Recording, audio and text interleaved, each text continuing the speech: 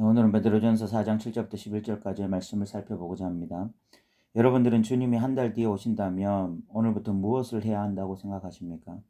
우리는 한 달 무엇을 하면서 주님 오실 것을 준비하며 살아야 되겠습니까? 적어도 한가하게 시간을 보내거나 헛되게 보내지는 않을 것입니다. 그렇다고 한 달 동안 예배만 드리고 있기도 그렇습니다. 내일 지구의 종말이 온다 해도 나는 오늘 한 그루의 사과나무를 심겠다라는 말처럼 뭔가 이 유의미한 일을 하고 있어야 할 것 같습니다. 그것에 대해서 오늘 베드로는 우리에게 가르침을 주고 있습니다. 먼저 7절을 읽어보겠습니다. 만물의 마지막이 가까이 왔으니 그러므로 너희는 정신을 차리고 근신하여 기도하라 라고 말씀하고 있습니다. 이 만물의 마지막이 가까이 왔다라고 베드로는 선언합니다.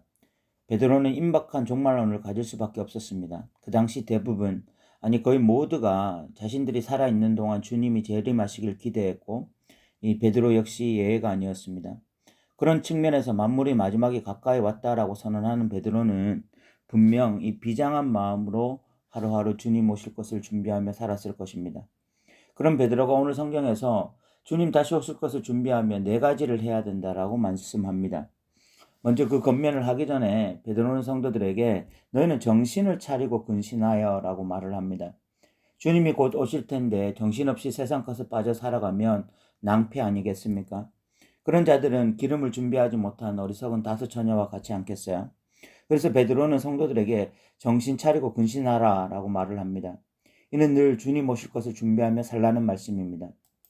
오늘날 정신을 차리지 못하는 그리스도인들이 너무 많습니다. 일상이 분주해서 하루하루 그 분주한 일상을 쳐내느라 주님을 묵상하고 하나님 나라를 묵상할 여유가 없는 자들이 너무 많아요. 그냥 정신없이 하루를 살아가고 그것이 일주일이 되고 그것이 1년이 되고 그것이 인생이 되는 그런 인생이 될 수도 있는 것입니다. 그런 자들이 마지막에 주님을 만나서 주님 다 이해하시지요? 제가 먹고 살기 바빠서 신랑 맞을 준비를 하지 못하고 정신없이 살았습니다라고 말을 한다면 주님이 그 자리에서 이해한다고 말씀하실까요?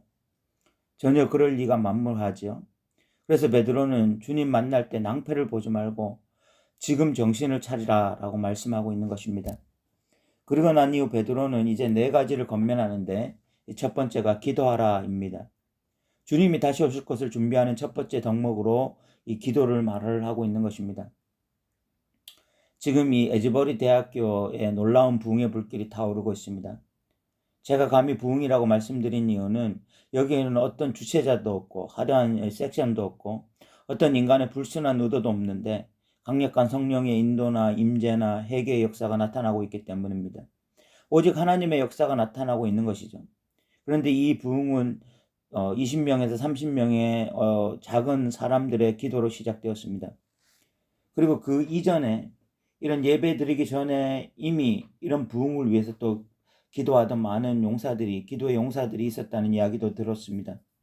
이 기도는 하나님의 능력을 이 땅에 가져오고 하나님의 뜻을 이루며 하나님과 교제하는 시간이고 나의 영성을 지키는 그런 소중한 도구입니다. 우리가 진정 주님 다시 오실 것을 기다리는 자라면 그 무엇보다 기도하는 자리를 지켜야 할 것입니다. 그런데 기도가 쉽지가 않아요. 우리의 일상이 바쁘고 피곤하기 때문에 기도가 그렇게 쉬운 것은 아닙니다.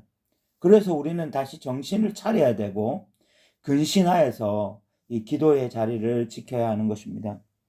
두 번째가 사랑입니다. 8절 말씀을 읽어보겠습니다. 무엇보다 더 뜨겁게 서로 사랑할지니 사랑은 허다한 죄를 덮느니라. 이번 에즈베리 대학교의 이 부흥의 역사 현장에 가서 예배를 드린 한 목사님의 소감을 들은 적이 있습니다. 그 목사님은 부흥의 현장이 신비한 현상이나 체험, 기적 같은 일들로 가득할 것이라고 예상했는데 이 가보니까 놀랍도록 차분하고 질서가 있었다고 말을 했습니다.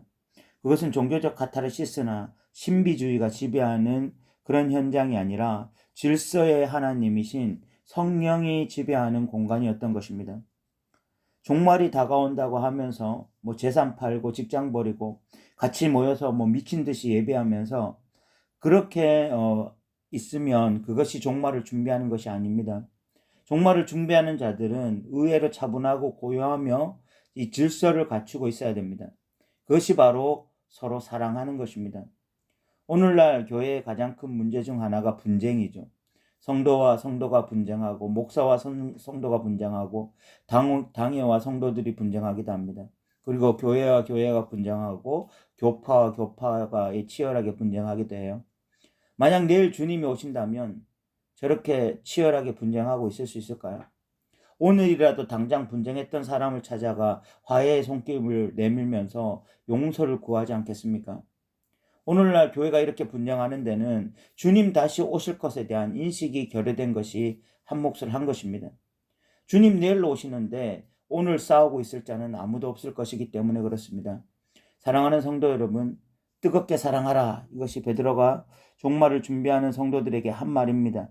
지금이라도 분쟁하는 자, 다투는 자가 있다면 그 다툼을 멈추고 사랑하려고 해야 할 것입니다. 그래서 교회의 됨이 회복되고 공동체 됨이 회복되길 저는 소망합니다. 사랑은 허다한 죄를 덮는다라고 표현하는데 이는 죄값을 치러야 할 것들도 그냥 넘긴다, 용서한다는 뜻이 아닙니다. 만약 그렇게 된다면 그것은 사랑도 아니고 하나님의 공의도 무너지는 것입니다.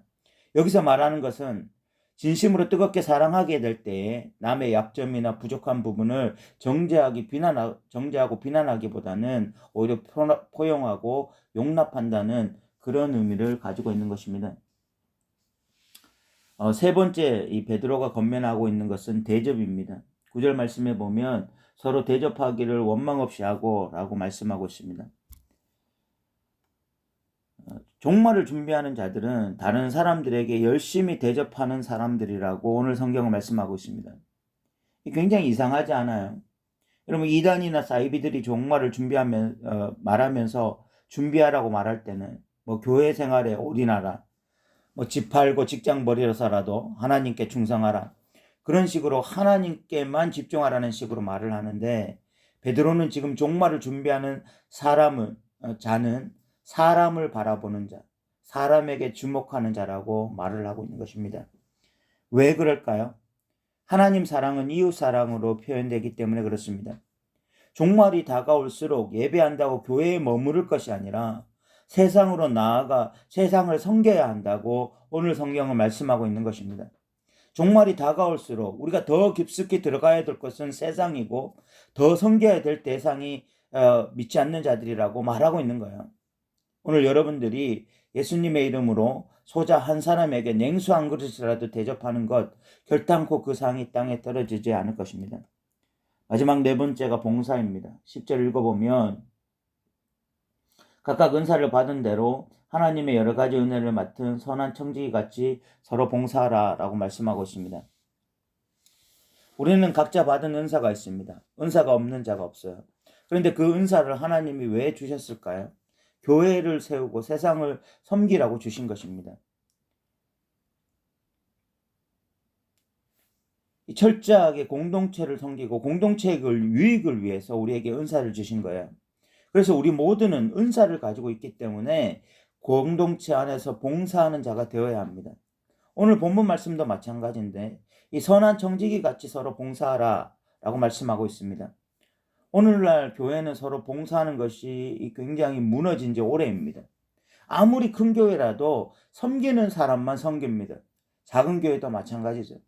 그래서 교회마다 일꾼이 없다고 난리입니다. 그리고 섬기는 사람들은 점점 지쳐가고 있습니다. 그런데 건강한 교회를 가보면 가장 중요한 특징이 모두 선한 청지기입니다. 상당히 많은 사람들이 선한 청지기로 그 공동체를 떠받치고 섬기고 있어요. 그런 공동체에 가면 섬김을 받고 싶어 하기보다는 먼저 섬기려고 해요. 제가 과거 어떤 교회에 예배하러 갔는데 어떤 남성분이 반갑게 다가와서 저에게 인사도 건네주시고 교회 안내도 해주셨습니다. 제 이 목사 통밥으로 그 교회 사역자라는 생각이 번뜩 들어서 질문했습니다. 이 교회 사역자십니까? 그때 그분이 저에게 이렇게 대답했습니다. 저희 교회는 모두 사역자입니다. 섬기지 않고 건강한 신앙을 추구하는 것은 있을 수 없어요. 각자 받은 은사로 열심히 교회를 섬겨야 되고 공동체를 섬겨야 됩니다. 11절은 그 말씀의 이 연장선상에 있는 말씀인데 읽어보겠습니다.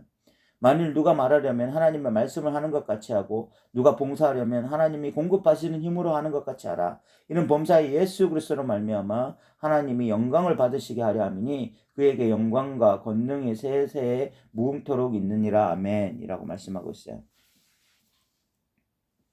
여기 만일 누가 말하려면 하나님의 말씀하는 것 같이 하고 라고 말씀하는데, 여기서는 이 말로 하는 은사, 즉 가르침이나 찬양과 같은 은사를 받은 자를 지칭하는 것으로 보입니다.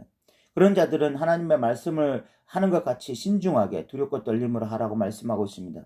또 누가 봉사할 때는 하나님이 공급하시는 힘으로 하는 것 같이 하라고 말씀하는데, 이는 봉사하면서 내가 했다, 나의 수고다, 이런 식으로 생각하지 말고 하나님의 은혜로, 하나님이 주시는 힘으로 내가 지금 봉사하고 있다, 이렇게 생각하라는 것입니다. 그렇게 함의 궁극적인 목적은 하나님이 영광 받으시는 것입니다. 결국 기도나 사랑이나 대접이나 봉사의 종착지는 하나님께 영광입니다. 이렇게 하나님의 영광을 추구하며 살아갔던 자는 주님 다시 오실 때에 아멘 주 예수여 어서 오시옵소서라고 고백하게 될 것입니다. 이제 말씀을 마무리하고자 합니다. 주님은 곧 다시 오실 것입니다. 여러분들은 지금 무엇을 준비하며 살아가고 계십니까? 우리 모두 이 정신을 차리고 근신해야 됩니다. 지금 시간을 소비할 때가 아닙니다. 지금은 우리가 기도해야 될 때고, 사랑해야 될 때고, 대접해야 될 때고, 봉사에 힘쓸 때입니다. 특별히 이 동영상을 듣고 있는 더 누린 교회 지체 여러분, 기도의 자리를 지킬 수 있기를 바라고, 서로 사랑할 수 있었으면 좋겠고, 서로 대접할 수 있었으면 좋겠고, 또 교회에서 서로 섬기는 그런 자리로 나아가는 저와 여러분 되시기 바랍니다. 오늘도 들어주셔서 감사합니다.